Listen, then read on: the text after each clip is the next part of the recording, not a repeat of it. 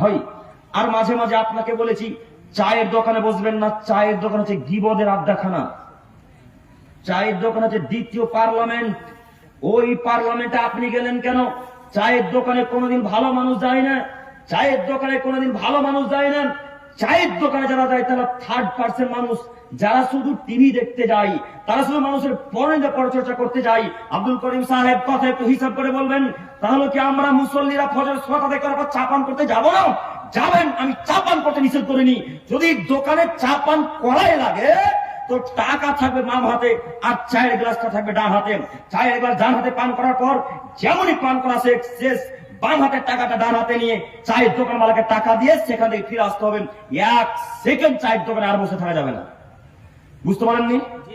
আপনি মানুষ, আমরা মানুষ, আমরা তো এখন পর্যন্ত চায়ের দোকানে বসি না, তো আমরা কি বেঁচে নাই? চায়ের দোকানে আমরা যাই না, চায়ের দোকানে যা পছন্দ করি না। আপনি কেন যাবেন চায়ের দোকানে?